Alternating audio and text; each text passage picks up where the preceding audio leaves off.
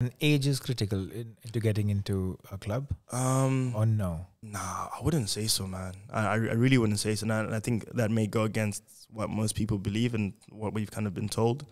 But I genuinely believe, like, if you, one, have the self-discipline to obviously put your body in the line and train every single day and make sure you put in those hours. Two, just that general self-belief that you are good enough to participate with people who want to make that their 9 to 5, that is their 9 to 5. And age doesn't matter, man. It genuinely doesn't matter. And I think, like, for me, being 24 this year, most people be like, oh, it's probably too late for him, or he's past his best years, or like most clubs wouldn't appreciate that. But like, especially here in the UAE, where things are kind of opening up in a way that I didn't really expect when I first moved here, to be fair, the dream is definitely still alive. Like, regardless of how old you are, if you want to do it, then just jump in. Obviously, it's the sacrifice involved, and it's going to be a lot easier for someone who's been playing football or has been in the system for since they were younger, compared to someone who jumps in at, I don't know, say 26 or something like that. It is more difficult, but difficult doesn't mean impossible, you know? So, yeah. But it's more than just playing football. It's playing football. It's your dietary plan, yeah. Plan, yes, thank you. It's your exercise, it's your recovery, it's your sleep.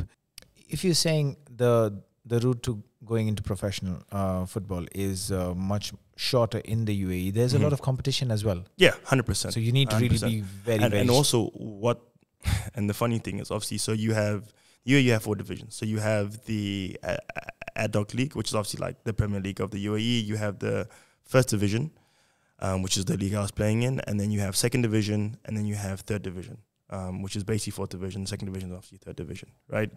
Now, in the 2 bottom leagues, there's no quotas for foreign players, basically. So you can have pretty much as many foreign players as you want. Obviously, within like a certain number, I don't know, within like 25 or 22 or something like that. But majority of the quads are foreign, and then they'll have like a couple of local players in those teams.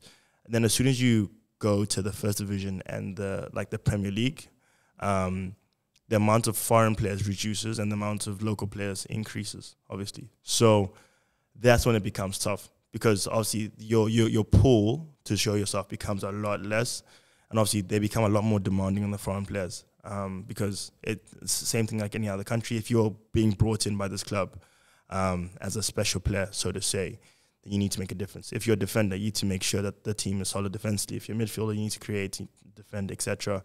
If you're a striker, you need to score goals. And if you don't do those things, same thing like anyone else, then they won't look at you, right? So that's obviously where it becomes difficult. But that's just general pressures of a job. You know what I'm saying? If you go to another job, there'll be certain things on your list of things to do, and if you don't fulfill those things on the list, then they won't look at you for that job, you know?